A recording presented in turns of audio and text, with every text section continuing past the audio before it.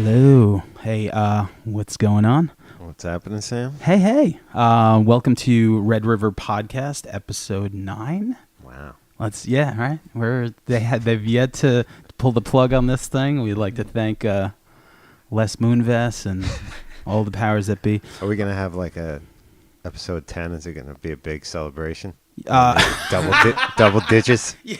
The big giveaways or something? You know what?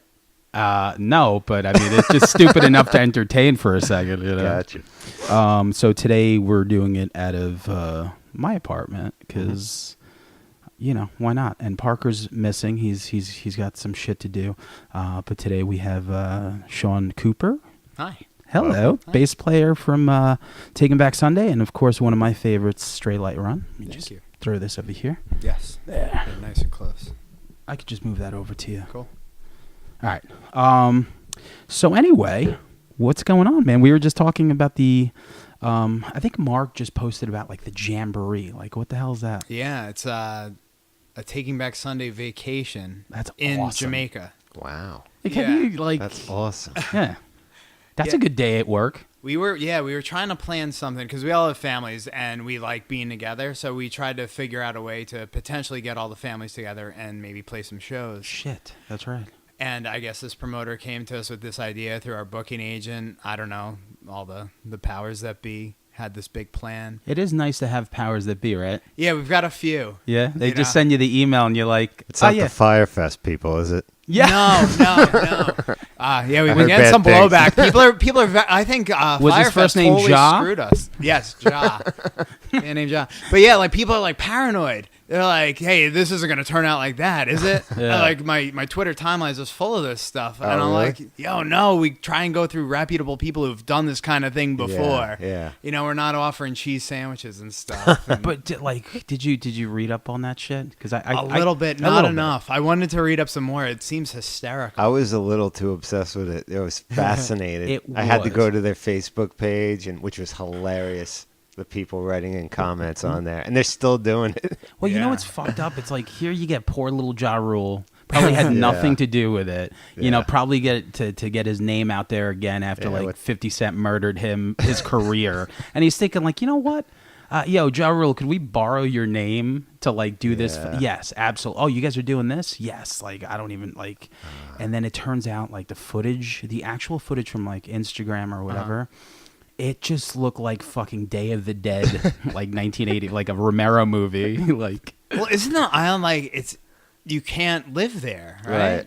It's just horrible. It's like windy and weather's awful, and It's Yeah, very remote. They, as far as the flights in, the bus, they had to take like a bus like 3 hours, and then Yeah. they pull up to this place with all this FEMA tents And set like- up. and they paid like 15 grand or something, Yeah. like outrageous. No. Like, I mean, listen. I'll never get enough of it. Yeah, I mean, you know, like their lives are going to be okay. They're gonna do all right. They're going to, you know, they're going to Sure, survive. the trust fund will be replenished. You know, for the But next- like, what I'm looking forward to the most is just like the actual, because everything gets an explanation. So I'm Yeah. waiting to hear the podcast with that guy or like one of the people. Like, I just need like maybe Vice will do like an hour episode on it or some shit. It's not over. No, it's Yeah. not over. You know, Ja Rule, like his career, like couldn't have been any more over. And now it's like he's gonna be remembered now. Not only as the guy who I'd probably rather be remembered for this than that video with Ashanti. where he's dressed like Grease. All right. You know, with the sweater. That's a I think vi- I'd rather go down with Yeah. the Firefest. That's but, a very good point. So, yeah, yeah. yeah. All right. So then that's a silver lining for him. So, Yes. tell me about the jamboree. yeah. so we're gonna go down there, play a bunch of shows, hang with the people. I think my family's gonna come down, and it's gonna be a blast. So Wow. I don't know much more than that. Are there other bands playing? Yeah, we have Frank Iero and the Patients. Okay, that's a dude Frank from My Chemical yeah. Romance. And he's just a great dude, and we just toured in the UK and Europe with him, and we're just so grateful he What was is- able to do it. What does his band sound like? I haven't even heard it. Oh, wow, they're great. They're super punky, really loud, screamy, chaotic. It's really a lot of fun. Okay. He's excellent. He's a great musician. Which one is he the one with the curly hair or the other one? No, the other one, lots of tattoos and Okay. stuff. Very punk rock looking guy. Yeah. But yeah, he's such a wholesome guy. You know, you just like being around him. Oh, that's awesome. Yeah. Yeah. So I don't know anything about the industry, but I'm going to pretend like I do. It seems like the industry is just all going to like cruises and, all this other shit. There's like different ways to, I guess, have like the fan experience. Yeah. So like for you guys to Cruise do thing that. blew up like, this. Listen, Everybody's if doing Kicks those, and yeah. LA Guns could find audiences, I mean, you know what it is? You're stuck on the cruise. Yeah. At that point, you're just like, might as well go see LA. And I just saw LA Guns, and they kind of kicked ass. So Nice. they played Mulcahy's. Blast from the past. L.A. Guns, Mulks. Well, yeah, I went to go see Matt Pryor and Dan Andriano, and then after that show, we're like, oh, LA Guns and Faster Pussycat are playing fucking Mulcahy. So we're like, oh, let's go down there. So Wow, I saw Faster Pussycat open for Kiss at the Coliseum. Wow. was that 92? Probably, yeah. Trickster and Faster Pussycat. Wow. Yeah, I remember that tour. I think that might have been like the Revenge tour. That's when they That probably is. they tried to like be like They were heavier on that. they were record. trying Yeah, it was just trying really hard. very hard, Yeah. and they didn't have Desmond Child writing their songs anymore. Yeah. So Yeah. I remember like because Hot in the Shade is the one I love. Yeah, I'm going right That back. was your first record, right? Well, because it's The Kiss record? 89. I was 11. That's the one with the Sphinx on the front, It's the one right? with Sphinx, and Hide Your Heart was on there, and it was just.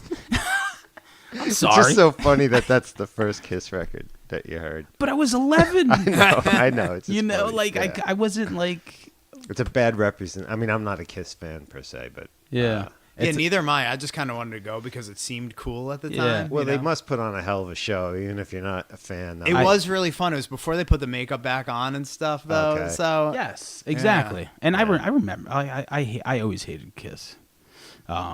I just remember being younger and watching that video and thinking it was funny. And like when you're younger, like so I was like 11, 12. From like 11 to 12, like you absorb everything. Like anything people give you. Sure. It's like, oh, you have a Pink Floyd thing, you have Aerosmith, you have Black Flag. It's like you give everything, and then by the time you're like 14 or 15, you're like, oh, okay, I think I know what I like. Yeah. So, I mean, I think that's the way it goes. That's the way it happens No, I for think me. those are formula of years where you really, Yeah. find the bands you love. At least for me, also, the Yeah. ones I took with me through my life. Yeah. Most of them. I think the cool part about Kiss is Gene Simmons. I think he seems about as cool as he is handsome. Yeah. Yeah, no, if Gene is listening to this, I'm not apologizing. Take that for what you will. I didn't say anything. I said it. I don't know. Fuck Kiss. That's all I'm going to say. I thought it was really funny when they took the makeup off, because I remember on MTV when they did it and they like went panned one by one and showed them. Like, was it really a mystery? Like they just painted their face, the hair. You could Yeah. see the shape of the face. Like we saw wow, Runaway. He's still ugly. We saw Wanted Dead or Alive with Rutger Hauer. We know what he looks like, Is that the one with the metal spiders? When yes. he's the villain. Yeah. Yeah, I Yeah, remember so we know that. what the fuck that guy looks like, please. But how's the tour been going for Tidal Wave? Yeah. It's been awesome. The response to the record's been really cool. We were pleasantly surprised because we put out records and we're not sure what people are going to think. Does anyone though? No. You know? No. Well, we thought when John and I came back to the band that when we did the self-titled record, we thought, oh, people are going to go crazy over this one. We really nailed it. This is cool. Mark. We got the chemistry back. Things are great. And people did not care at all. People didn't really respond. They're like, all right, back to the drawing board. Then we put out Happinesses. Things got a little bit better. But then Tidal Wave, it seems like things kind of came full circle. And that record, I'll always tell him, I'm like El Paso. That's the shit right there. Yeah, I love that song. Mark and I talk about it a lot. We think guys like us, guys like our age Yeah. and stuff, Right. that song can connect with. You could say old people. I mean, I don't feel I've come to old. terms with it. I'm 36, but I No. feel like a young kid. I don't feel older than like 24. But no, me too. We thought like there was something so visceral about it, but anytime we played it live, like there's like one kid going nuts in the back by the bar, and then the rest of the crowd's just kind of arms crossed looking at us like, "You done yet?" Yeah. But I don't know. Maybe we'll bring it back. Maybe enough time has passed where things have caught on. I'll always, because I remember when you guys came back and then I hit play and that was like the first song. I was like, whoa. Yeah, we wanted to throw people for a Whoa, loop like that. what's going on here? And then he said that's where you guys got together to make the record, so it kind of made sense. Yeah, we kind of flew down in secret because we weren't sure if it was all going to work, if the chemistry was going to be there, if just, personality-wise we'd still get along or be on the same page with what we wanted to accomplish with the band. So we just went down there without any ideas and like, hey, can we reconnect? Is this going to work? How long were you out of the band before you? 7 years. Wow. Crazy, Long right? time, Yeah. yeah. Oddly enough, I think Joe Perry was out of Aerosmith 7 years as well. Oh, so Yeah. you know what? So you timed it perfectly. Exactly, That's exactly. all. Worked for Aerosmith. Yeah. Yeah. And then they came back with a Permanent Vacation. Yeah. Which was okay. Mm-hmm. And once again, Desmond Child co-wrote all those songs. Yeah, and then on Yeah. Pump as well. Yeah. Pump had What It Takes, which is still one of the best songs ever written. I agree. I love that song. That That song- song I don't know still that one. connects. Yeah. Oh, yes, you do. There goes my old girlfriend. I just say that to get you to sing every episode. No, I'm not. I had Permanent Vacation. I never was a big Aerosmith guy. Neither was I, but I had Pump. I respected them, and I wanted to see, and I didn't get pumped though. You know what I liked? Once again, being a young kid and watching the video for Ragdoll, he was making out with every girl at the end of the video. Mm-hmm. I thought that was the coolest thing because he was like tonguing them. Yeah. So he's like driving and he's making out with this girl, and like back then you didn't see people kiss with tongue on TV. Yeah. That's This guy didn't give a hardcore. shit. Pornography. So he, so fucking, he makes out with the girl, jumps in the car, waves goodbye to her. Then the next house, there's another girl waving at him. Yeah. Then the next house was I just thought it was funny, you know, like Just giving everyone I forgot diseases. that. yeah. Well, you know, And you get an STD, and you get an STD. he's like the Oprah of STDs. Yeah. My only memory of that video was it Joey Hamilton, the drummer, playing the two bass drums like this? Yeah. That's it. Joey I don't know Kramer. why. Oh, that's what it That's was. Yeah, right. you got Tom Hamilton and Joey Kramer. bass player. Yeah. Well, there's Joe Perry, There- Steven there's a Tyler, lot and the of other Joes. three guys. Uh-huh. Yeah. You know? But, And then he brought his daughters in for the videos. So yeah. I just rewatched That Thing You Do. That's a good one. She's So in did that. I. Isn't Fun that movie. so fucking great? I think between that and Almost Famous, like those are like the two best, like actual movies, Yeah. music movies. Mm-hmm. So Almost know? Famous is fantastic. like when they're like on the plane and they think they're gonna die. So I forgot who that happened to. That's an actual story. Yes. I forget. who- Definitely not Skinner.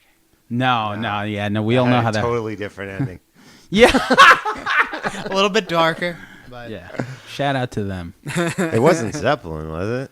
Because It might have it's been. based on Cameron Crowe's experience Yeah. following Zeppelin around initially, but I'm sure like it takes, from Yeah, all of course. different parts of his life. But, I'll look that up. I just definitely. always related to that kid and his love for music and what a new world it was, when Oh, you yeah. first discover it when you're young. It's amazing. Nothing beats that, man. And like his mom, just everything, every character in that.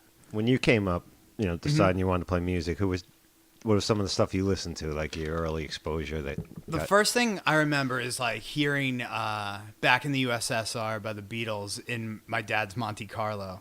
And it just connected and realizing like this is what rock and roll is. I was probably like 3 or 4 years old. Wow. Wow, rock and roll is cool. I like this. And I couldn't tell you why. Like the voices, the melodies, the guitars, like everything about it. It just really, I don't know, connected with something deep in me. And then, so I listened to them and the Beach Boys and stuff because that's what my parents listened to. Fucking everyone's parents were listening to cool shit but mine. What were your parents listening to? Fucking garbage, yo. Like, I found a cassette in my mom's car and it had like some cool shit, but other than that, it was like dance disco. Okay. It was like two Hispanic kids in Queens, like, Yeah, I think my parents were a little too old for the disco era. Yeah. So I think they just missed it by whatever. So very Yeah, because fortunate in that way. I think my parents had me when they were like 21 and 23. Okay. So, but yeah, they had terrible taste. But so what, so you listened to that. Yeah. And when did you decide that maybe you wanted to buy an instrument? Well, so this is crazy. So then I got super into Guns N' Is Roses. this in Baldwin? Right after that. Yes, in Baldwin. Nice. In Baldwin, I got mostly due to the influence of Alex Samaruda and our mutual friend. Love that guy. Yeah. So he was my best friend, Neil Amarudin's older brother. Of course. And, everything he listened to, I just thought was so cool because he continues to have really great taste. Miss Neil. Yeah, yeah. Never see him. Yeah, me neither. Yeah. But, so I just kind of looked up to whatever he was doing, whatever poster he had on his wall I wanted to get. I got Motley Crue records because he had like Shout at the Devil stuff on his wall. Well, those guys look nuts, especially that chick singer. Yeah. Well, we did an episode where we did a top 5 hair metal records of all time, and Alex sent in his top 5, and his top 5 was all Motley Crue. Yeah. I love that. It's true to form. Awesome. I love it. But yeah, so because of Slash and seeing Live at the Ritz on MTV, Neil had a tape that he recorded, and we watched that tape over and over again. And it had the rockumentary too before it, so we just watched that whole thing on like a loop every time we hung out. And I'm like 6-7 years old, and then my dad made a copy of that tape because you couldn't just burn something or pass it on very easily. My dad didn't know. We didn't have 2 VCRs to hook up, so he brought it to a place, got a copy made, and I got that for Christmas, and I watched it like crazy. So that led to me with my money I got from, this is so Long Island, the money from my first communion, I bought my first guitar and amp with. Nice. So I had my parents take me to the store, and I bought this little red guitar, child size and everything. So like 7 years old, and so you were in it early. Yeah, I was not. I was a late bloomer. Yeah, I was a late. I was like, So. But yeah, Guns N' Roses, I was like, I have to do what they do. Like, they get paid a lot of money to do that. How do I make that happen? I was like, chicks and drugs and all this at like a very young age. I'm like, yes, all that. I'm just picturing you at 7 thinking about chicks and drugs. Man. Yeah, That's awesome. I'm a weird kid. First you get the money, then you get the women, then you get the power. Yeah. That's 7. But I was also watching the first Rambo movie too. Like, I recorded it from TV, so at that age, Johnny. I connected with a Vietnam veteran with PTSD. It's over. Weird It's kid. over, Johnny. I love that clip. Yeah. Just turn it off. Anytime on Facebook somebody deserves that, I just find that clip of Yeah. like, it's So over, awesome. Johnny. Still works. Him melting down. We watched that movie on the bus, John from my band and I, late at night in the UK. And it's just, that scene is so powerful. It's so sad. Yeah. Like crumble. Did you watch the last one? Oh yeah. Number 4. Yeah. Yeah, Carnage is unbelievable. It's so hysterical. great. It's ridiculous the amount. Like I feel like people's skins were like flying It set off. a record for the most kills in was a it? movie. I Yeah, I believe believe it. Yeah. He's just ripping through everyone. Because we were debating because I thought last show we did we figured Invasion USA with Chuck Norris. There's a lot. It has to. We got to look. Like you know what though? Like he had a lot. He had that bazooka shit. Yeah. So he's gonna take out a lot, but you don't see all that. Like he was picking people off. Like you saw all the kills almost. And you know what was great about it was they Everything. don't make movies like that anymore. No. With the one guy, that's some 80s shit. That's right some there. 80s shit. That's what I love about Sylvester Stallone. I feel like he's gotten to this point in his career, like he doesn't give a shit anymore. He's going to do exactly what he wants because that's what's always worked for him. Yeah. Oh, he's fucking. That's how the Expendables came about. Yeah. Like, let's get all these dudes together. Expendables I mean, is they've a- gradually gotten like, but No, but the first one was such a great idea. Yeah. And I love the fact that like Van Damme was like, nah, I'm not doing it. And then he ended up joining like later on, I think, right? well, he got that. He did that movie, that self-titled movie. JCVD. Yeah, But it was in French. it was very good. Was it? And like he almost was really acting. Like it was impressive. He was playing himself, but as an action hero, but stuck in some kind of hostage But wasn't it situation. in French? Or Belgium. Was he from Belgium? Right? Whatever. Yeah. The muscles from Brussels. The muscles from Brussels. So I think he got for I'm a a minute. poser. He was feeling himself like, Yeah. I can be the Oscars coming. Yeah. But it's like, fuck it, I'll do Expendables too. Amazing. I love that shit. Yeah, but the 80s, like you said, like it was all you needed was that one name. Mm-hmm. And then that one name needed to have a friend that got killed in the movie somewhere in the beginning. He just needed an objective to go somewhere with a lot of bad people, rescue a woman, POW, or whatever the fuck it is, something for the USA. Yeah. Oh, of And course. then just a bunch of nameless foreign people and fucking kill them. That's it. Yeah. It's it, man. It was like 400 deaths at a clip for all those movies. Yep. I love it. Yeah. So, all right. So then you grow up in Baldwin, and when did you get your? Did you buy a guitar first or bass? A guitar, yeah. It was a guitar first, and I took a couple lessons and stuff. Did and you? it was really hard to press down those strings. Yeah. You know, I was learning like folk songs and stuff. I'm like, I want to learn how to play like Slash. And my guitar teacher at the time was like, well, you know, you got to learn the basics. And I was like, I don't want to do that. So I kind of just gave up on it. But I was always connected with music, and I picked up the first instrument you could play at my school, went to Lennox School in Baldwin, was the Suzuki violin. So I started playing a little violin, but I really wanted to play saxophone. So 4th grade, picked up a saxophone. By 6th grade, I was like, all right, I'm getting a bass. A lot of my friends were playing guitar and stuff. I'm like, I want to do something a little different. I don't know what a bass does, but it's big and it looks cool. Let's go. So I got that for my 12th birthday in 6th grade. I got a PV Foundation bass guitar. God damn, you're Nice. like this guy. Is Yeah. not playing. You know, That instrument. no that wonder he instrument. does it for a living. Yeah, really. You know, like, Jesus That's Christ. awesome. That's where I went wrong.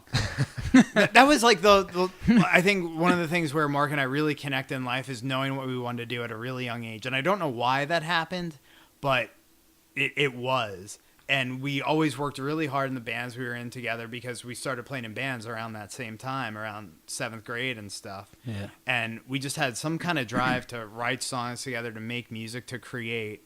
And we always took it a little bit more serious than any of the guys that were in a band with us. Yeah, well, I mean, that paid It off. sounded like you had a big picture plan, you know. But Yeah. for some other guys you might play with, just like, yeah, it's fun, you know. For And the thing weekend. is like, so you figure Adam was playing bass, and then Mark jumps in, replacing the old drummer.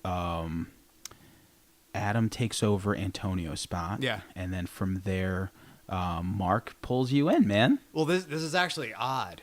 This is like one of those little like blessings in life that you Yeah. don't really realize at the time. Is that before Adam moved up from North Carolina, I knew there was an opening for bass in Taking Back Sunday, and I thought the band was really good, but it was a little rough around the edges, and I wanted to try out. And Mark, I was playing in a different band with Mark, and I'm like, dude, you got to get me a tryout, please. And he's like, nah, dude, you're not ready. You're not ready. Because I was a mess in high school. Like, I was just a lunatic. Like, I didn't really go to school and stuff. I didn't really leave my room. I wasn't really showing up to band practices for our other little band. Thank you, Guns N' Roses, for that influence. Yeah, exactly. But I had a lot of like different stomach problems, depression, this and that. Oh, man. Yeah, so I just I didn't leave the house. And so Mark was like, dude, you're really not ready. And I'm like, come on, man, that's not cool. And finally, after Adam had already made the move to leave his life in North Carolina, Mark called Eddie, and he goes, listen, man, can we get my friend Shaun to try out? You know, like, I know there's this North Carolina kid coming up, but my friend Shaun's a really good bass player. He's like, no, dude, this guy left his life behind in North Carolina. He's coming up to play bass. The spot's his. I committed that to him, and we can't do it. And I was kind of bummed at the time. I'm like, all right, whatever. We'll see how this plays out. But from then on, it was kind of like, okay, if something happens, if something changes, I kind of had my foot in the door from having that talk with Mark. So suddenly things changed. Antonio, who sang, left the band, and Eddie was just like, Adam, you're singing, you're taking down the bass, you're falling down because you're all over the stage playing bass. Got to take that thing off you, and you're the front man. I know you never sang in a band before, really. You're doing it. Amazing. I mean, because I went to the shows too, and I could see Adam was so charismatic and magnetic. You watch the bass player of the band, like, this is weird. He's the guy, but you got this guy singing, and then you got guys playing guitar and singing too, but you're drawn to that guy. And so when that happened, I was like, Mark, you're getting me in. I'm gonna try out. I'm gonna crush it. And that's what happened. I went down to Mark's basement. We had a practice, a tryout. And yeah, I got in the band. Awesome. Nice. Crazy, man. And then from there, I guess you just hone those songs. Like I told Mark, nothing was better than that Beautiful Girls sample. Right. That's the shit, man. Yeah. I think I'll always remember Adam that. and John were watching that movie a lot. And we're like, that's a Michael pretty cool Rappaport, thing. that's what it was, yeah.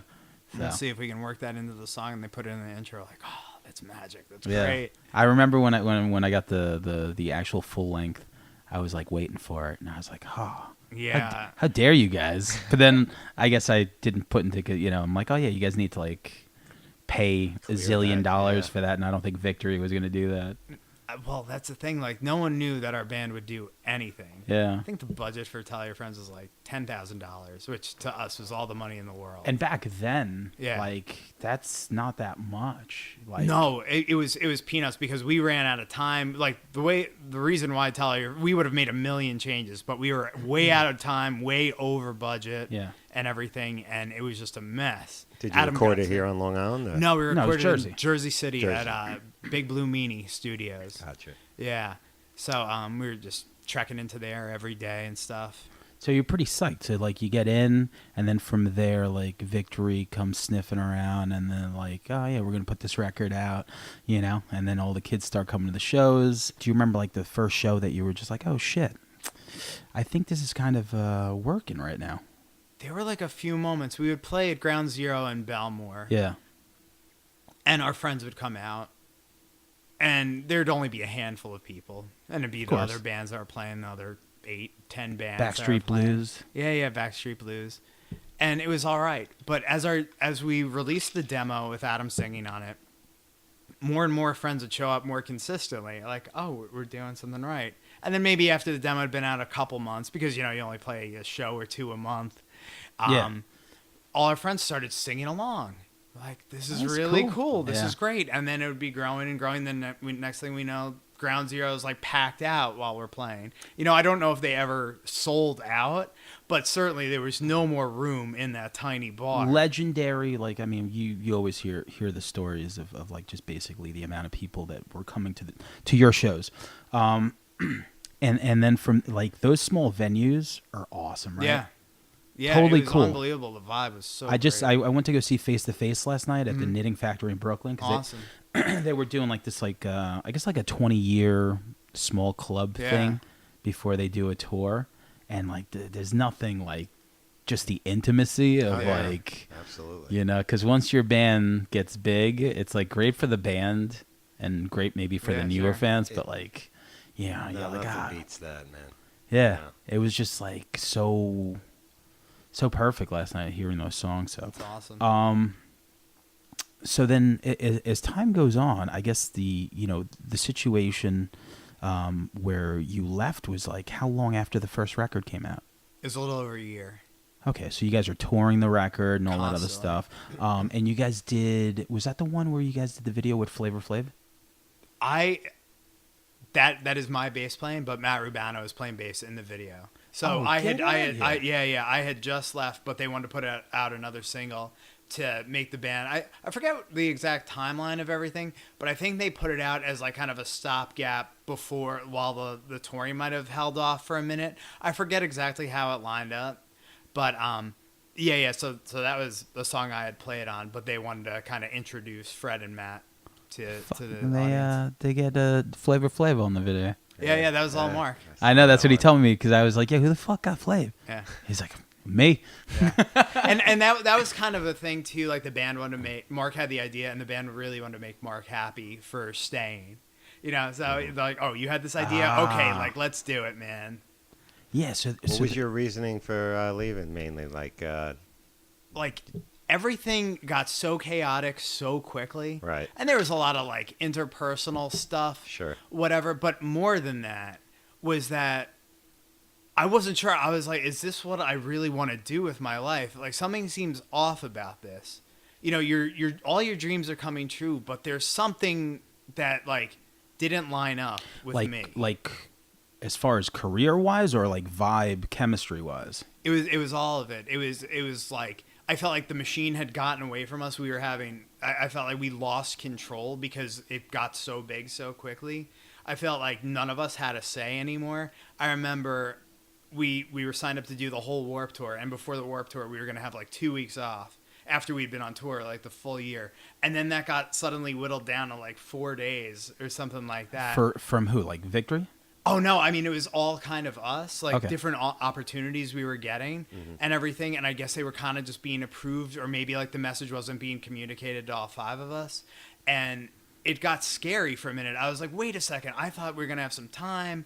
I can't, like, we've just been on the road a year. I thought we're going to be out for like 2.5 months on the Warped Tour, like every day. I'm going to be gone from home. And remember, I was a kid, like I just said, in high school who didn't really leave my bedroom. Yeah. Now I'm all over the country and going all over the world. That's a lot to process. Yeah, so my head was just spinning. And so it was just one of those things. I was like, something is really wrong here, and this isn't for me. I got to go. When I knew John would potentially be out, I was like, you know what, man, I'm going with you. I don't know what we're going to do, but I know this isn't right now. Yeah. And I was so sure of it. I didn't know what my next move would be or anything, but I knew I couldn't do that. Do you feel that maybe it was just, geez, you know, because like back then, like you didn't know what it was going to turn into. No. I mean, I would imagine it would probably be a little bit harder to, you know, to leave something when you like at this age. Oh, certainly. I mean, I was 22 years old. So you were just like, all right, man, I'm out of here. There's no, like, because at that point, it would, like, I'm sure you guys weren't making a ton of money with Victory, you know. But Well, we were making a lot of money from touring. From touring. You know, and like I remember, I think there was a video we had of like, we had merch money, and all of a sudden we had like 20 grand in Ziploc bags. We're like, Wow. hey, John, you want to feel like what it feels like to be hit with $20,000? Yeah. And we just threw all the cash in the bags at him. And yeah, I think we filmed it. There should be some video surfacing. But yeah, like it was kind of getting out of control. Like the money was good, but I never had any money before. So like none of it really added up. I'm like, this is cool, but I still live with my parents. I don't really have any bills. Yeah. So what's Well, money? where's Like, it yeah, all this is going? nice. Yeah. Yeah. And I didn't have any idea of like a future or of it even being a career. Like we had never known any band to make it that big. We knew the Movie Life guys, and they had made it, and they were working and stuff, but I didn't know that it could potentially be a career. I thought at some point I'm going to have to stop this and go to back Home to Depot or school. some shit. Yeah, or whatever the case may be. Now it's definitely like the Home Depot route, but back then I was in school for computers and stuff, so I'm like, maybe I can get a computer networking you were- degree. I can do the thing. And that was like the ground level right there. Yeah. Did you ever stick with that? No. As soon as the band took off, I was just kind of like, yeah, wow, that was really boring.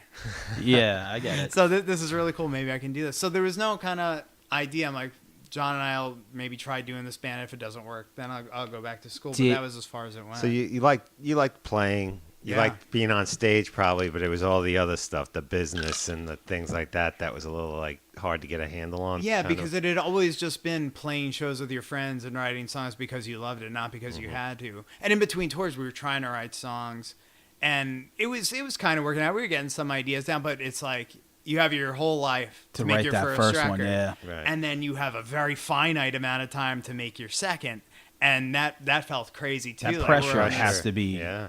we're on this time crunch, and now we have expectations. Yeah. Would you make Use Your Illusion 1 or 2? Yes. Yeah. And being that young too. I mean, geez. Yeah. So So I just had to pull away, and it's like I tell a lot of people about like relationships. If you see your friend in like a dead end relationship, and they're kind of just sticking with it because there's comfort there. Right.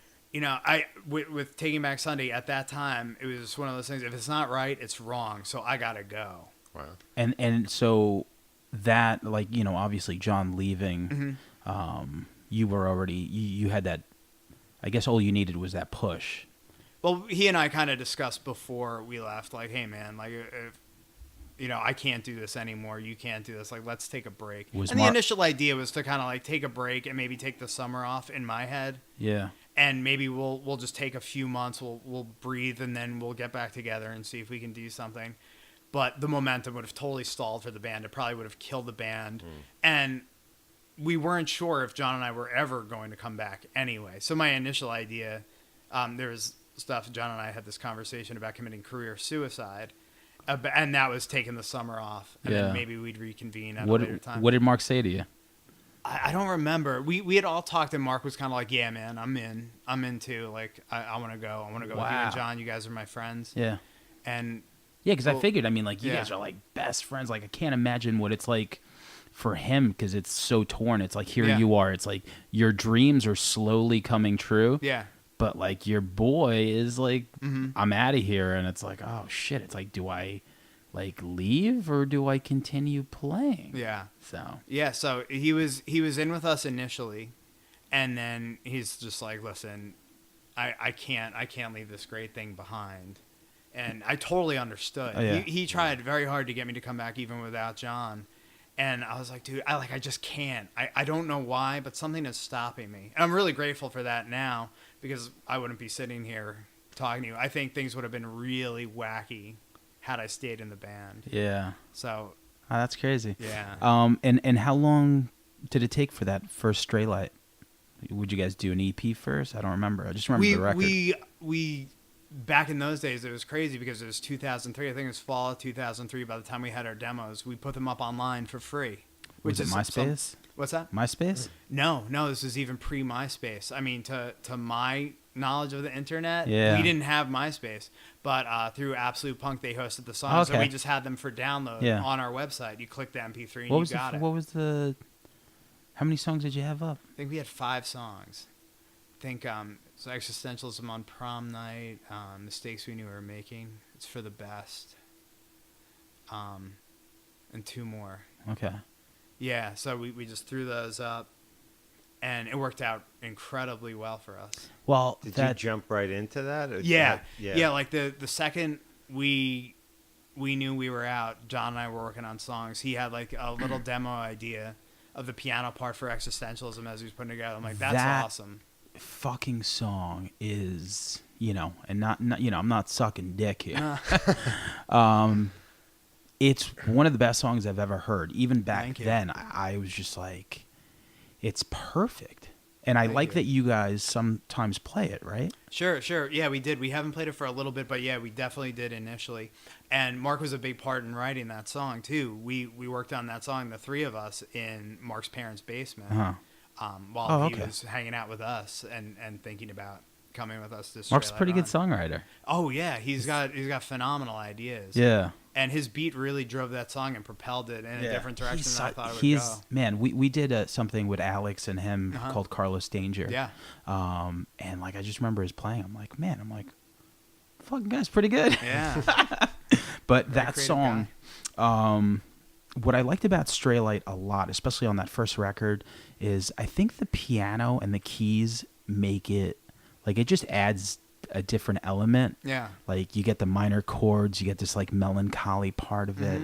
The opening song with Perfect Ending. Yeah.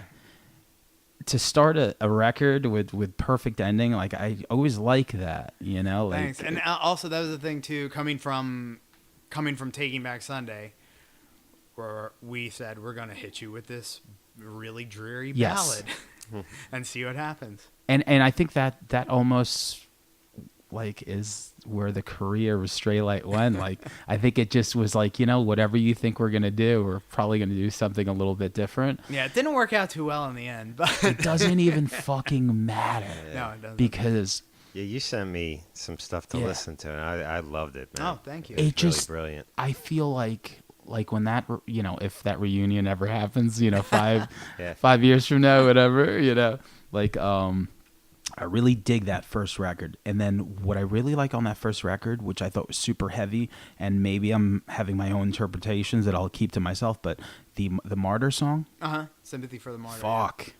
Just heavy. And how did his sister join? Michelle. John and I were driving around. We were working on demos at Mike Sapone's. And I think we were driving to work on songs, and it was after Mark had rejoined Taking Back Sunday. I mean, he never really left officially, but when he was back with Taking Back right Sunday, away. Even before that, John brought up. He said, "Hey, my sister's been writing some songs," and he was kind of living with her at the time, and he's like, "I think she could be a really cool addition to the band." And I knew Michelle in passing, but we certainly weren't friendly. We were friendly, but we weren't friends. She was doing her thing, and I was getting drunk with John. Was she older or younger? She is a year. She's younger than John, and like a year older than me. Okay. And I was like, wow, that's interesting. A female in the band. I've never had a girl in the band because we were band dorks, and no girls wanted to hang out with us. We had so many friends like, dude, you guys are in your parents' basement working on songs. Like, why don't you have any girls around? Like, I don't know, girls don't want to hang out with us. Yeah. But so hold on, like I got a chorus. Yeah. So I said that could be an interesting idea. Like, let's see. So we brought her in to add her voice to some of the demos that John and I and even Mark had worked on, and I said this is a great element. And then I heard some of her songs she had written. I said those are excellent. this is a totally different thing than I'd ever imagined for this band, but cool, let's go with it. Now, she joined on the EP, or was she? No, she was there. She has 2 songs of her own. Oh, you're right. On the first. You're right. full length. Actually, you're right. Actually, Yeah. But yeah, I feel like her presence was more felt on the EP. She kind of like really came into her own there. She kicked the EP off. Yes. And also like what I really like about Straylight, which just from a songwriting aspect, is everything, like just the dynamic once it builds. You know, you guys were a very building band, Yeah. like, and it always ended up with like something really anthemic and like repetitive. So by the time it was over, the song was over, and that thing just kept spinning in your head, and it reminded me a lot of like old Elliott Smith stuff. Okay. You know, where I it's can just hear like that, yeah. everything means nothing to, like, oh man, like that type of shit. So that record comes out. You guys do a video for Existential. Yes. MTV picks it up. Yeah. What are you thinking at that moment? You're thinking like, oh shit. Well, this is funny. I was telling my wife this story the other day. We're sitting on Shout our out to your bus. wife. Yeah, what's up? She's totally never gonna listen to this. Yeah. Anything I do, it's like, okay, yeah, do your little No one podcast. is Still hasn't listened to one. I was of gonna these. say no one is doing it. How was the show? Great. Yeah. But Straylight was on tour. I think we were opening for something corporate in Arizona. And Great, I get it. Yeah. Because I was thinking Jack's Mannequin. Yeah. a lot- We were very kindred lucky spirits, to get but on tour with I'll shut the those fuck guys. up. Go ahead. All good. But we're watching this MTV 2 countdown or something. And we saw a lot of bands that we were familiar with were in the countdown. It's like, I don't know, I think Taking Back Sunday was like number 16. The Used might have been 15. And I'm kind of like, okay, we're not making the countdown. That's a bummer. Then we went in, maybe we soundchecked, did something else, came back about a half hour later, and we were up like number 4. I was like, what? Really? Awesome. Closer to you. Yeah, so Yeah. so we saw we were like number 4 on the countdown, and we couldn't believe it. We didn't know we were getting any push anywhere, and Right. we saw that. We're like, wow, things are What really label cool. were you on? This was at on point? Victory. Victory. Still Victory, Yeah. yeah. Okay. How long does like a video like that take to make? It was all day. All day? Yeah, one day. We rode the train in Jersey back and forth and back and forth. It's really cool. Victor gave us the budget to do something like that. I think it's pretty expensive to rent a train for an entire day. Yeah. And close down the track. But yeah, it was awesome because we just had to sit there. Now, just real quick, so when you guys left, Victory was like, oh, we'll just put out this record too? Like, were they... Yeah, they had the option on anything anyone did. Gotcha. So we had discussed it. Bastards. I mean, there was a lot of good to it because we could have gotten bought out. Yeah. We talked to a few majors and stuff who were somewhat interested, but we knew that the best option would be to stick with what we knew, and they were really excited to work it. And I really think they did a great job for us. You know, I know a lot of people have their horror stories and stuff, but with Straylight, they really stuck by us. Yeah, I mean, if you had a great experience with them, then that's, I mean, good for you. Everyone, you know, you're going to rate everyone on how they treat you. Sure. So if they were cool to you, so then that's awesome. Now that record goes out, and like, you have to be thinking like, you know, hey, maybe this is all going to work out at the end. Yeah, we felt really great about it, and we were really surprised that anyone cared. I mean, our first show that we had as a band was at the Downtown. It was like 500 people sold Nice. out in advance. R.I.P. Like, Downtown. Whoa, Yeah, right. yeah, Downtown was great. So many Yeah. great memories, and we're just like, yeah, we're off to the races. This is great. And then we did a tour. We toured on that through 2004 and 2005, and things were going pretty great, but things turned pretty quickly. And then I saw, what is that? Big Shot. Yes. As soon as I heard it, I was like, this is really different. But you know what it is? I don't know what it is. Like when something's geared to like music nerds, I mean, sometimes it just misses the masses. Yeah, I mean, that worked out pretty well for us. It wasn't until after that things really like shat the bed. Yeah. So Great video too. thank you. That one was really fun. We met with the director, Travis Kopach, and we discussed a whole bunch of different ideas and different treatments. And he had that one written, and we said, you know what? I think that could be awesome. Like, yeah, we'll swim around in a tank. Yeah. And Yeah, very cool. What did Isaac do on this? Isaac played some crazy guitars on that song. Yeah. God, he did stuff with his whammy bar on his flying V, like the bow bow bow bow. That's happening in the Alex told background. me. Alex is like, Isaac did a lot of the weird shit on there. He did. He added so much like to the atmospheres of that song in particular, and a bunch of I forget what else he did on the EP, but he did a lot more with the songwriting and stuff on the following record that no one heard, unfortunately. So everyone's feeling good. The EP's going.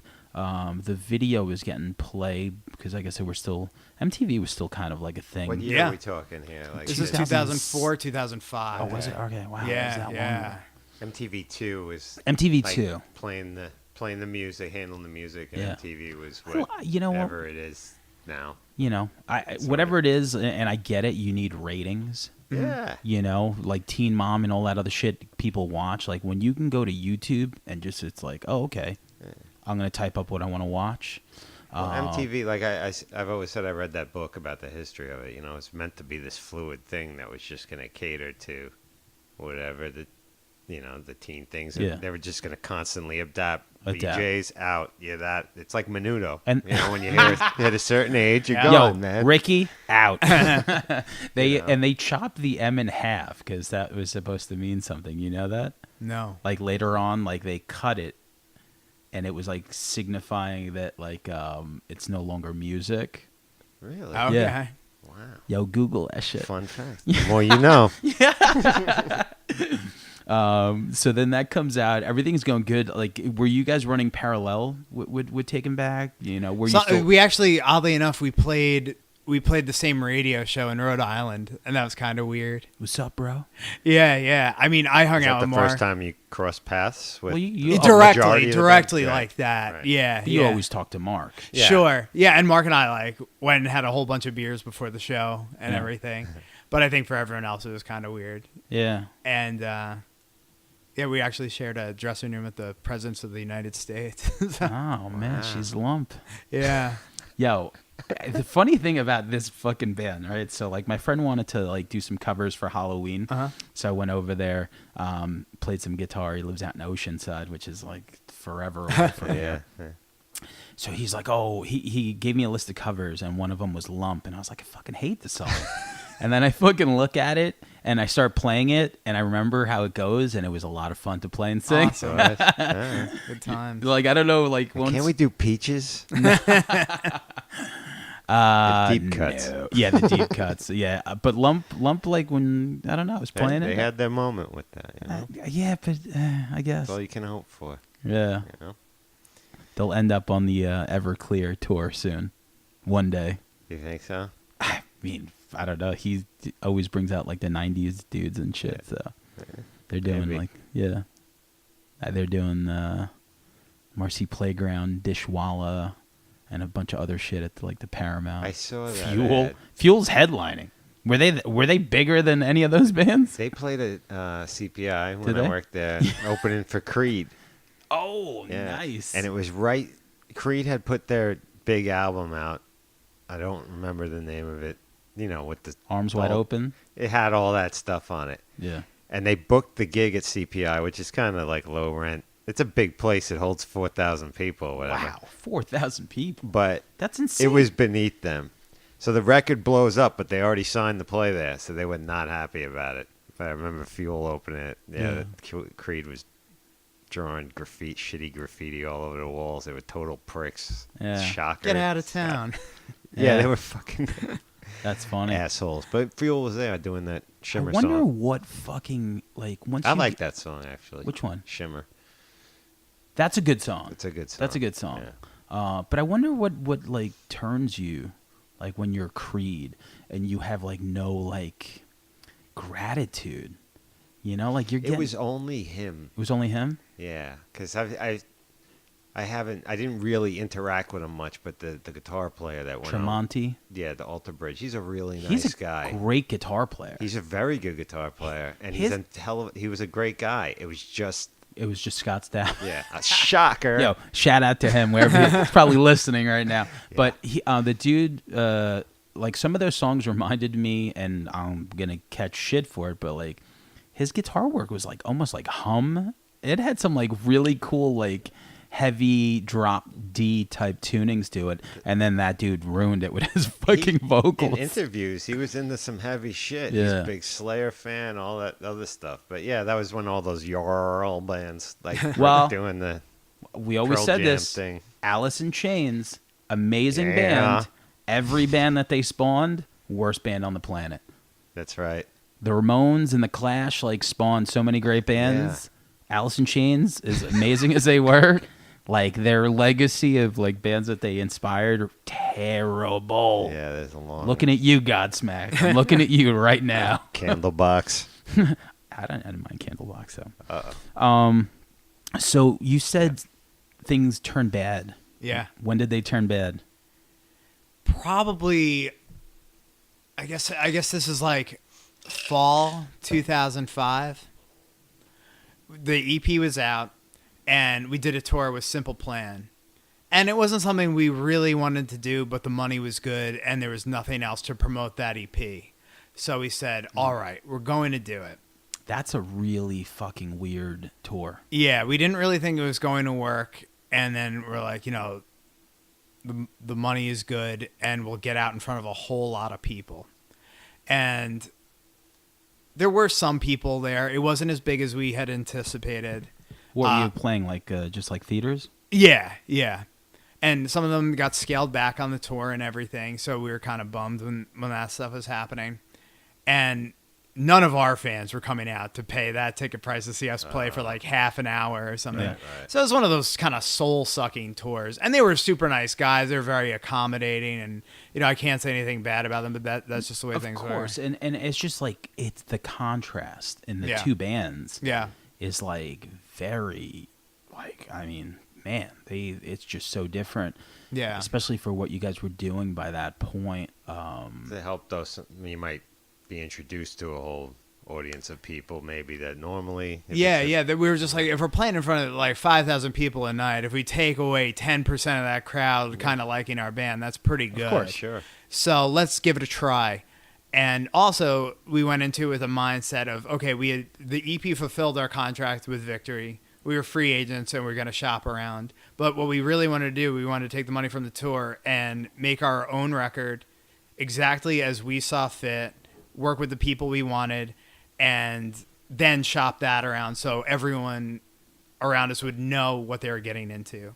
And we thought, this is going to sort out any labels that weren't really into what we were doing. The band was evolving, the band was changing, and we knew we were going to do something very different from the self-titled record that came out first and then the EP. And then whatever label we're going to put it out with should be really excited because we fronted all the money and this is exactly what we want. So best of both worlds. So we did that. We recorded that record. I think it was summer 2006. Where'd you guys do that? Finished up. We did it in an office space in Pennsylvania. And we did it with our friend Brian. And Mike Sapone helped out a bit with it too. You guys have a complete connection to him. Yeah. Well, we had done the early Taking Back Sunday demos and everything, and I mean, Eddie did Movie Life demos and stuff with him in like '97. Yeah. So it went way back, and we shopped the record around, and Universal Republic was the biggest proponent of it, and they knew what they were getting into, and sat in my condo with us in the band. We listened back to the record after it was mastered and done, and they're like, listen, there's not really a single here, and we know that's not what you guys are going for. So as is... For the Needle? Yeah, for the Needle of Space. And they said, you know what, I think we're gonna be able to easily sell 300 to 500,000 copies of this, as is. If you want to do 1 million, we should get back into the studio. We're like, we're great with 300,000 copies. Yeah. Hell yeah. I was great with 300. Our record comes out. They tell us to do the Warped Tour, and we begrudgingly did 2 weeks of the Warped Tour. And yeah, Kevin Lyman has always been great and everything, but for us that was kind of a grind that we didn't really want to do. We didn't know how well low-key piano music, acoustic guitars and stuff would translate to the Warped Tour crowd. But we did it because the label's like, man, it's such a great promotion for you guys. We're gonna make sure everyone knows about the record. Who was on that tour that year? Oh gosh, I don't even remember. Yeah, exactly. We hung out with Bad Religion the whole time. Our tour managers Listen, were that's awesome. friends. Yeah, love those guys. So we got to hang out with them the 2 weeks we were on it. But yeah, it was them, and I forget. Like 2006, you said? 2000 Warped Tour was 2007. Oh, yeah, wow. sorry, I'm messing up my time. The last one I went to was like 2003. And then I was like, pace. Yeah. I just went to go see Alkaline Trio. Nice. I was like, all I right. remember the last one I went to. I remember my friend was playing there. Yeah. But Which that one? was years ago. In This Moment played there. Oh, okay.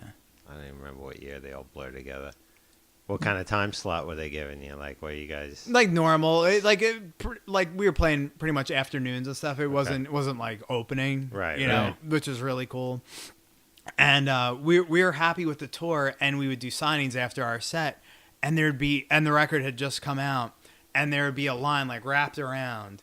It'd be like a couple hundred kids wanting us to sign stuff. We're like, this is amazing. And every single one of them asked when our next record was coming out. The record had been out for like 2 weeks already. The label did zero promotion, zero anything, thinking just based on our name, they would do what Victory had done and sell as many records.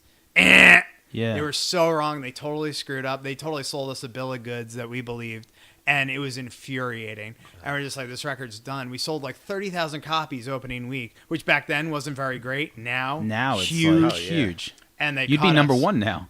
Yeah. Yeah. They cut us like almost immediately, like within a month of the record being out, and we were just crushed. And we never really recovered from that. How do you get cut? Like, will you get like an email? They call you in the office, or? I think they told our manager or our lawyer or something like that, and that was really it. And it was such a bummer. We were just like, we put our heart and souls into making that record exactly how we wanted. Yep. And so there were a lot of things wrong. I don't think we toured on that EP, the Prepare to Be Wrong EP with Hands in the Sky, Big Shot. I don't think we toured enough on that. I think we could have gotten another good headline run out of that. But we want to go in the studio and really take our time with the record. I think we took way too long making that record. I think it's a kind of weird record. There isn't a lot of accessible stuff. You really got to listen to fall in love with those songs. I didn't even know it came out till we had that conversation. There you go. And that was most people that liked the band. Yeah. They were just completely unaware because there was no promotion. There was no anything for it. We did a really expensive video for one of the songs, and just no one saw it. They gave you the budget for the video? Yeah. Huge, massive major label budget, and just all. So like the four. love and So smoke. it's like what? Michelle, John, you, and Will. Yeah.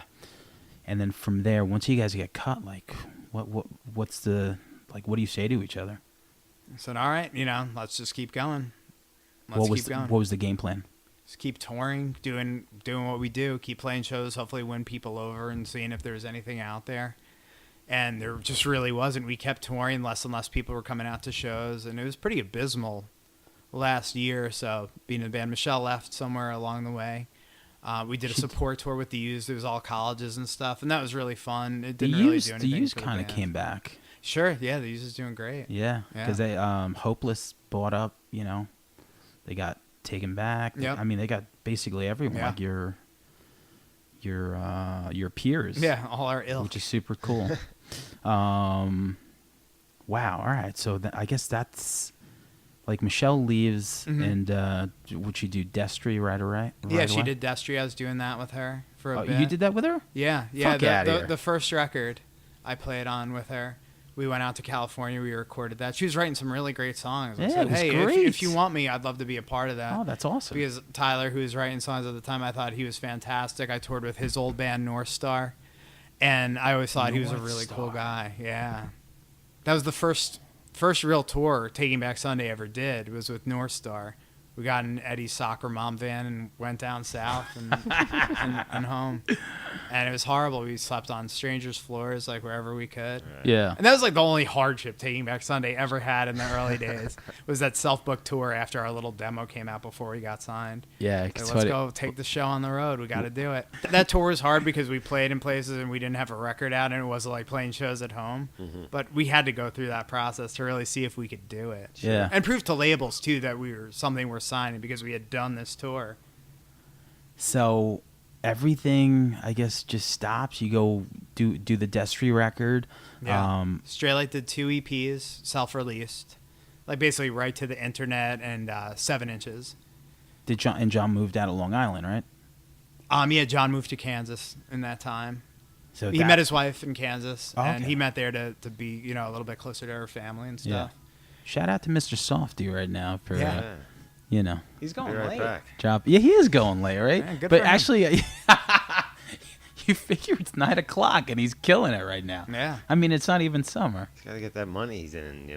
They only got a limited window. That's true. Yeah. I mean, they got it is. Yeah, it's a seasonal thing. I mean, My dad owned one actually. Really? Briefly. That's awesome. We had one summer. It wasn't that awesome for him. Nah. Hard work. Well, actually, my brother had talked him into it. Getting Dad, it. Like, Dad, I'll split the I got a shifts. really I'll good- do whatever. This Yeah. and that. Because I grew up on the It's like getting a dog. East End, and he didn't do shit. Yeah. So my dad's like, "Fuck, I got to drive this ice cream truck." The whole family's eating like, getting the Buffalo Bills for free. soft serve, motherfucker. We didn't have the soft serves, just pops, chocolate Oh, eclairs, really? strawberry shortcakes. We were eating all the profits. And then they owned a fucking My dad 7-Eleven. was like, "Fuck this!" Sold that shit right away. All right. So what we're gonna do is we're gonna take a quick break, and then we're gonna just bring up how you came back to the band. Sure. Cool. Okay. Yeah, we're back with Shaun Cooper. You're in the shitty part, right? So Yeah. You're thinking like, the band goes on indefinite hiatus.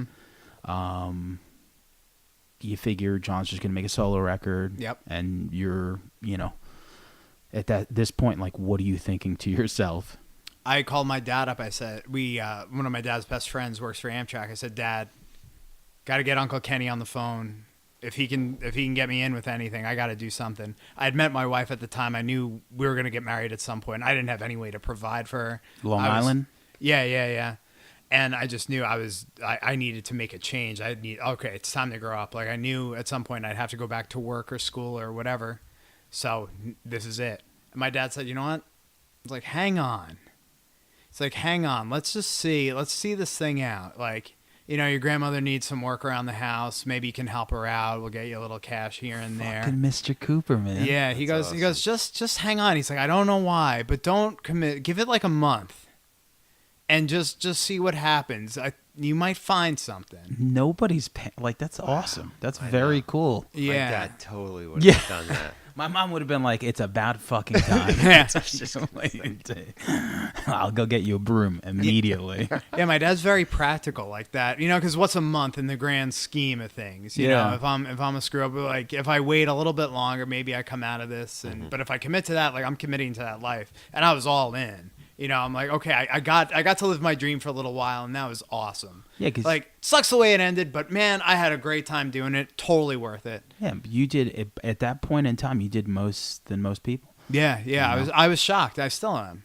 At that point, I said, okay, I got to do the thing. Let's move on. Yeah. And then, so when does Mark call you? Mark and I were hanging out. My sister-in-law lived around the block from where Mark was, and we were having a bunch of drinks one night, and Mark and his wife came by, and we're just talking, and we're getting pretty hammered, and he goes, man, I really want my band back. And I said, well, that would be fun, but it's never going to happen. In my eyes, they were doing great. I didn't know about the internal struggle. I think because Mark was really looking out for me and not telling me about how annoying the guys in his band were, because I had nothing. He knew the crowds were dwindling for Straylight, and things were collapsing, and he just, oh, well, I don't like this guy so much, even though he's still making money, still having fun, playing of shows course. and everything. And that was when he started to let on the internal stuff that was going on, and how uncomfortable he'd been for all those years, and how many fights he'd had with this guy and that guy, and how if John and I came back to the band, maybe things would be right. I said, well, man, I'm in, but I know Rubano and Adam are tight, and John's doing a solo thing. I'm like, there are so many different pieces that have to come together. Like, if you can make it work, I'm in.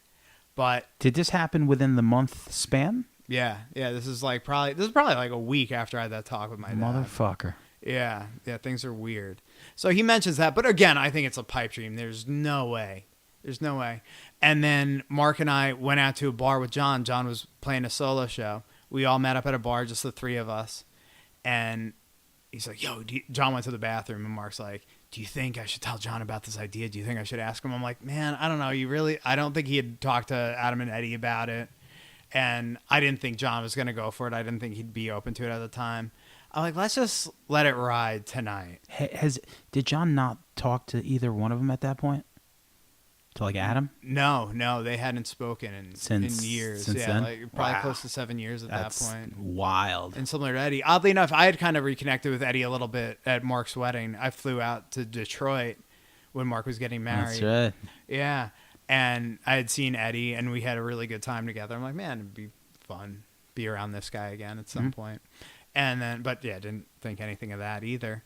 And so I was just like, man, don't bring it up to John just yet. Like, let's have tonight and let's just have fun as friends. And then, if someone's, maybe we'll make phone calls. I'm like, talk to the guys about it. If they're in this and that, then you can talk to John. But it was great because we just had a really, really fun night. Just three friends. Was it local? Hanging out. Yeah, we were in Rockville Center. Okay.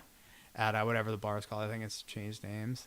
But yeah. So we just had a really good time. But I could see the possibility. Like that night, I was like, maybe.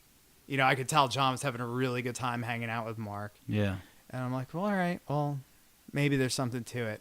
And then basically, Mark got in touch with Adam and Eddie and discussed that and just talked about that night and what fun we had. And if we could do it again, that'd be pretty great. And finally, Adam was like, yeah, dude, make the call. Wow. And since that had happened, I was just like pace around at my parents' house. Like, did you make the call yet? Did you make the call? And Mark and I would go back and forth and freak out about it. He's like, dude, I talked to John and he's in. I was like, no way, dude. Yeah. So it's really a story that never happens. Like, I'm trying to think of how many times it's actually happened, It's a rare one. It's a rare one, completely. Yeah, sure. Did you even listen to the other records you weren't on? I did a little bit. I really wanted to hear Where You Want to Be because I wanted to see where they took it. Yeah. And But like by like New Again, you didn't.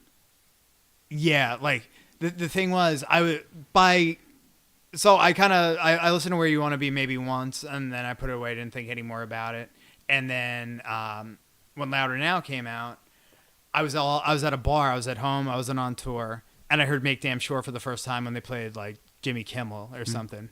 And I just was like, they did it. That song is a hit. Good for them. Like, I was so happy for them. By then enough time had passed and everything. Yeah, and you were doing your thing. Yeah. I was just really, really thrilled for them. And if they had that song, that could be huge and really encompassed what the band was. Really represented them well in the best possible light. I said, hell yeah. And then really didn't think too much about it after that.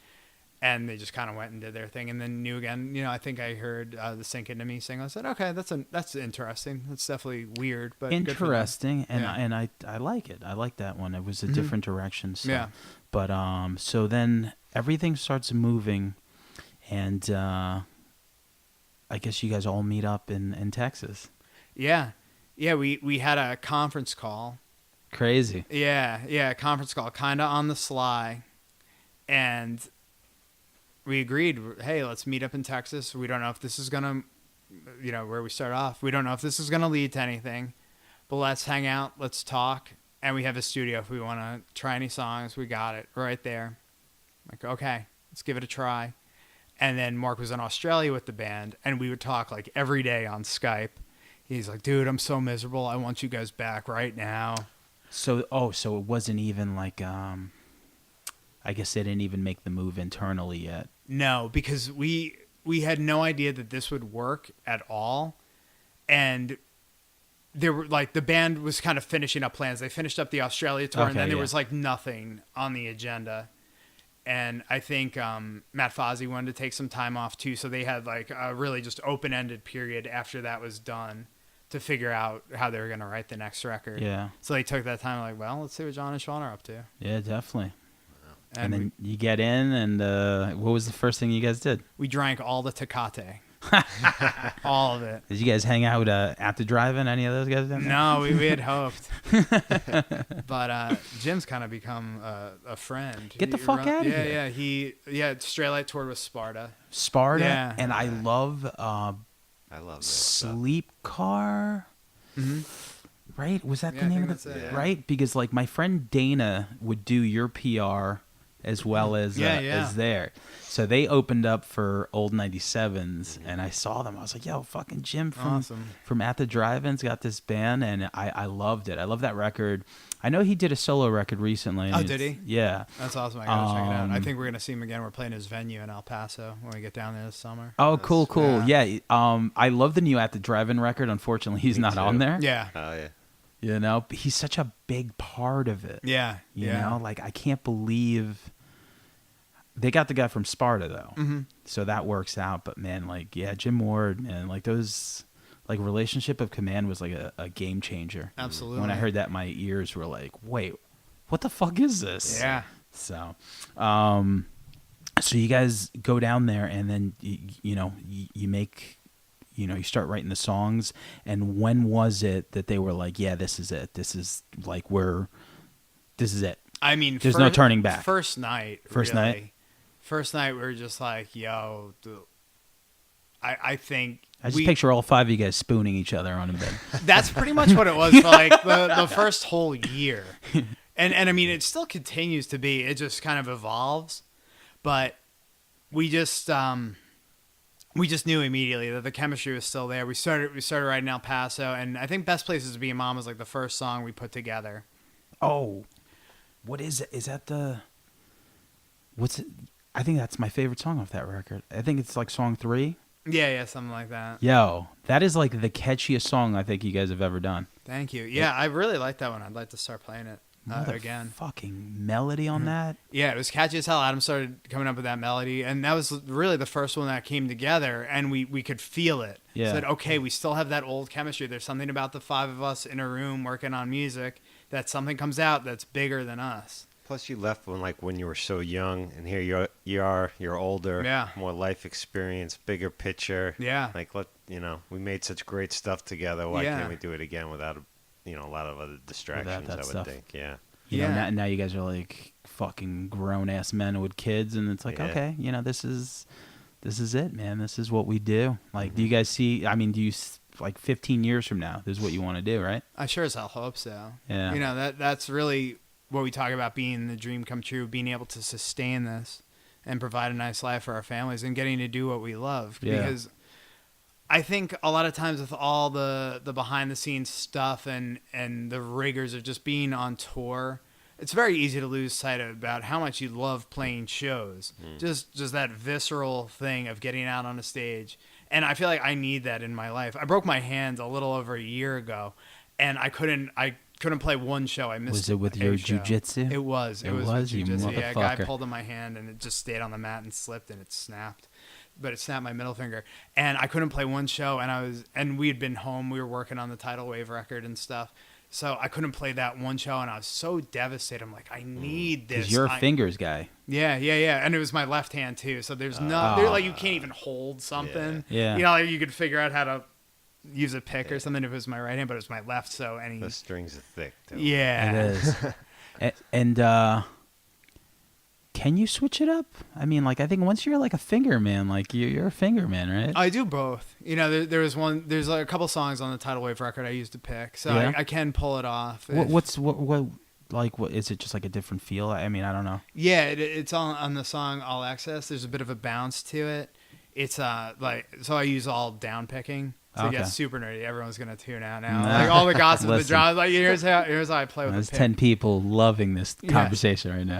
But I know. I think it's Tony Lombardo, the original bassist from Descendants. Yeah. Did all downstrokes, and he's fast as hell. He would put a weight on his arm, Fucking good and everything. So when I play with a pick, it's all got to be downstrokes.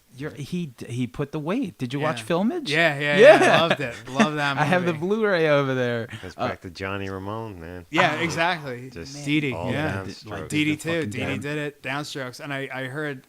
I think it was CJ was saying the secret to it is if you wear your bass really low, your wrist can get your wrist can get in on the action. It's not your arm going up and down, down, making that motion. If you use your wrist, you're a lot faster. Oh, wow. When I was younger, I mean, even just recently, I just started like bringing my guitar back up when my hand gets cramped. Yep.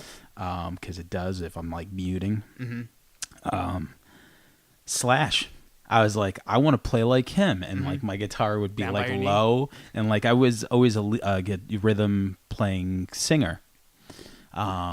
So like I could do it, but like it was just for that reason. Yep. Like I just liked it low, and like as time goes on, I'm like, fuck, I gotta like fucking concentrate. And It looks cool as fuck. He looks cool as fuck. I could never play my guitar low. Yeah. It was always hot. Not like high, like fucking 50s, but I could never go that low. I think the lowest I've ever seen was the bass player from The Cure, Simon Gallup. Yeah. Oh, That yeah. thing like drags on the floor. Yeah.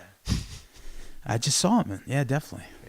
Down there. All right. Well, that's one of my favorite rock stories, and the fact that I get to do some dumb podcast with my friends, and you get to tell us that story is like great, man. So Yeah, I mean, we've been back for 7 years, and it feels like it's gone by in the blink of an eye. I can't get over it. That it's 2017, and when we were having those calls. 2017. Yeah, when we were having those calls, it was 2010. Yeah. Wow. I'm just like, where did it go? How did we put 3 records out since we've been back? 3 records, and Yeah. you're fucking playing an island. Yeah. You know? Yeah, it's bizarre. Like, how the fuck did you guys you guys are playing an island? You know what I'm saying? Yeah, like, I don't know. For, I don't like for know. 4 days, I think it said. Yeah, we were there for 4 days. So It's perfect though. You got your family with you, all you guys. You get to show. You get paid. I mean, you can't like. that's you get a you know. paid vacation. That's it. Like I mean, like not even like John Holmes would be jealous of you guys right now. He'd be thinking like, shit. Well, I want to go so. play. The last record, Tidal Wave, super kind of different. I think it's the one that took the most chances out of the 3. Were you guys just thinking like, fuck it, let's just try this? I think a lot of times we would take our influences and try and think, well, what would Taking Back Sunday's version of that thing be? And then the song, like the title track, Tidal Wave, Yeah. we're like, this sounds like the Ramones and the Clash. Let's not change it this time. Let's go with the natural feel of this instead of trying to make it what, we're not going to have a halftime bridge or something like we normally do. No, it was pretty straightforward. So we're just like, let's embrace this for what it is, and let's not to try and change things to make them Taking Back Sunday. Let's just feel what feels right, because none of us are musos. We don't really read music, and some of us don't know what the notes on the neck of the guitar are, but everything is gut feeling. And I feel like when the 5 of us are on the same page with that same gut feeling with the direction of a song, it turns out to be pretty special. Right. So I think that's how we work well together, and what we were able to embrace way more fully than we have in the past. Yeah, that's awesome. And I mean, you guys have been just doing it for so long that it's like, I mean, do you feel like you're getting better, or do you feel like you've peaked? Definitely. No, I think if we felt like we peaked, we'd call it a day. I'm talking about like just as far as like skill wise for your bass playing. Like, do you feel like you're at the peak of your game right now? No, I think I'm improving every day. I'm listening to more music. Like I just bought the Appetite for Destruction tablature book. Did you? 'Cause I'm like, I need to learn all Yo, those guitar solos. This motherfucker's legit Guns N' Roses, man. Yeah. I am. Duff McKagan. Yo, those Oh, he's bass unbelievable. lines. He was real like, just listen. Appetite is just perfect. It's Everything perfect else record. I you could agree. punch a hole through. But just that 1987 piece of music, 12 fucking songs. They got It's so it all right, man. it's so easy being the best song on the planet. We all know that, please. Well, you know what I heard? I heard the whole thing with the reunion of Guns N' Roses was because people forgot that it was so easy to please Axl. So they lost sight of that. And then when Duff and Slash got back together, they just had to try to please him. Yeah. And then they're like, oh, this can work. Yeah. This can work. Yeah. Because what they forgot is that when everyone's trying to please him, you don't have to please him, Right. but you have to try. His Interesting. ego stroked a little. Well, I'm just fucking I with just it. saw it. this guy. I'm like, I think he's joking with this, but I'm not sure. I'm just gonna roll with it. I saw it. I gotta verify it, but I think it was announced officially that Axl's the new lead singer of AC/DC on Really? RollingStone.com. Like for real? I gotta double check. I don't and I'm like- sure Anthony and Yeah, Hugo and Anthony, anyone else the that Watch likes and to Hugo. fact check us. Yeah, the watching Hugo But I fact check. saw it that they announced that was happening. I fucking hate that. I hate it. I think it was cool maybe for like that tour. Mm-hmm. It just makes no fucking sense right now. And Not with the lightning that what Guns N' Roses is riding on right Yeah. now. I mean, but if they went in and made a record, would it? I don't The know. original could they? I don't. I don't know. There's something just so unappealing about it. I mean, listen, who the fuck am I? But Yeah. I don't like it. Like, I don't like it. But here's another thing. You figure ACD, like any band in that position, like watching the Rat Quiet Riot I was about to say documentary. there's a rat documentary. I got to get out of here. Check my Fire Stick. Yeah, the fire. Shout out to the Fire Stick. It's probably in the works. But the Quiet Riot documentary, which is phenomenal. Did you watch it? Yeah, I did. What's so great about it is I don't know what it is. The drummer, Frankie Banali, like he decides he's going to form a band without everyone else. Yeah. Obviously, Kevin Dubrow can't. But part of me is like, I don't want to begrudge the guy because he's just trying to make a living. And if he can make a living, then so be it. But the other part of me is thinking like, yo, what the fuck are you doing right now? Like, Yeah. what, you out of your mind? Like, you're starting a band with no other member but you, and you're the drummer. Like, You Well, I could mean- probably just do session work, but I mean, like, I guess if he really enjoys it, that's what I'm saying. Like, I'm know? torn, Did So Quiet Riot really have this untouchable legacy that you don't want to tarnish? I mean, like, I was saying they the had same, one record. I was saying and they the first record to Go make it number- to number one. yeah, right? first As metal a record. Metal record. Yeah. With a cover. Cover's awesome. But the bro It's a had great a cover. big voice, man. He had a great Sure. voice, and but like watching the documentary, I was thinking to myself, like, aside from that, they're like 1-2 year, height. Like, you would think that they were the Beatles the way this movie was Yes. carrying on. Yes. And then but I think that's what makes a good documentary so fascinating. Like, we always bring up the Anvil one. Anvil, yeah. Because it's like these dudes just like you guys were terrible in '82, but Yeah. but to them they're still It's terrible. Part of it's laughable, and part of it's so beautiful. Yeah. That even like no matter maybe they do know that, but they don't give a fuck. Making music together is so Yes. important to them that That's- they don't care. that's what And shines kind of through. Awesome. That's you what know? shines through on in the movie that I respect because I mean listen, I came from work, I'm like looking at like our album, Yeah. going like today's our album. I'm like all right, like the 100 people that give a shit. But that's what it is. So that's what the movie relays. Like it's Lips and the other dude. They have this friendship, Yeah.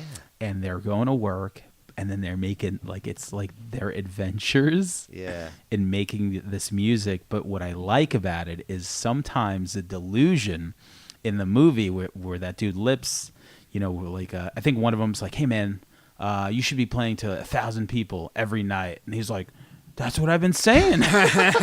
He sounds like fucking like in Boogie Nights. It's like Our shit is just that good. it's like an Ed Wood kind of syndrome. You know what I mean? Like Ed Wood made some of the worst movies ever made, but he just wanted to keep making them. Yeah. Did he know they were that horrible? Did he not give a fuck? What was it? But he just kept doing it because that's what he liked to do. And I respect the passion. Yeah. 'Cause we all you have have it. to. Yeah. We're sitting here fucking talking on a podcast.